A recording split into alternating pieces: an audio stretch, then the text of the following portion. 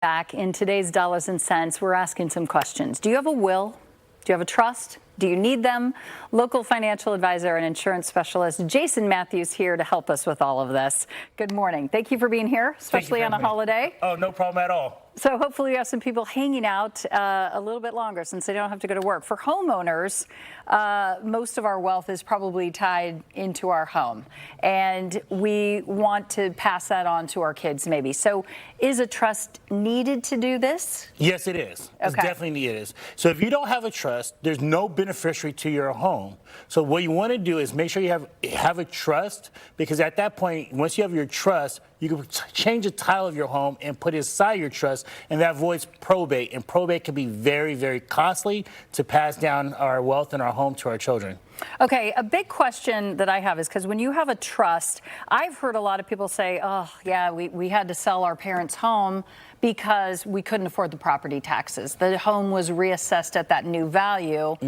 For people who bought their home a while ago, you have a lot of equity and they're going to reassess. Are they still doing that? And does a trust protect you from that and capital gains? So great question. So one thing is, if in California, if you inherit your parents' property and you live in the property, you have the continuation of their property taxes, so you don't get that reassessment.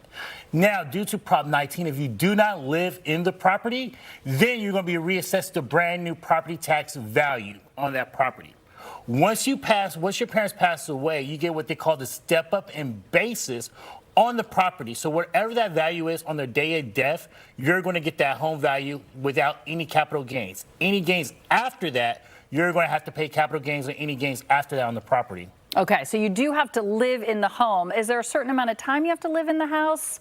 And then you could maybe rent it out if you don't want to continue living there? Yeah, they said the magic number is about 2 years before you can do that. Okay, and then you'll still get that old property tax value probably. Correct. All right, what about a will? Do we need one? Does it need to be notarized? Can it just be a scribbled down note of what you want? Great question. So that's scribbled down. You can write a will, but the problem with the will is this. One, is a public document, so everybody knows what you have. And there are vultures out there who's looking for things. Two, your assets can still go into probate with a will. That's why preferably it's better to have a trust over a will, because when you have a will, those assets now could go into probate. It's not private like a trust, and it's just your wishes. It's not something concrete like your trust will do. Okay, so mostly the trust protecting your home, and then just a kind of a reminder, make sure any of your retirement accounts, any pension account you have or whatever, designate those beneficiaries. Definitely designate those beneficiaries, right? So you want to make sure your beneficiaries are always up to date. You want to review your trust and your estate plan, say every 2 or 3 years or any life-changing event. So if you just got divorced, got married, had new kids, you want to make sure those are updated every single time. When our kids turn to a certain adult age, we want to make sure our beneficiaries are up to date on our retirement accounts, our bank accounts, and all other assets as well.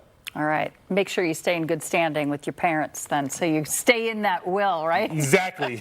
Those beneficiaries. All right, Jason Matthews, thank you so much for joining us with that information. Thank you for having me.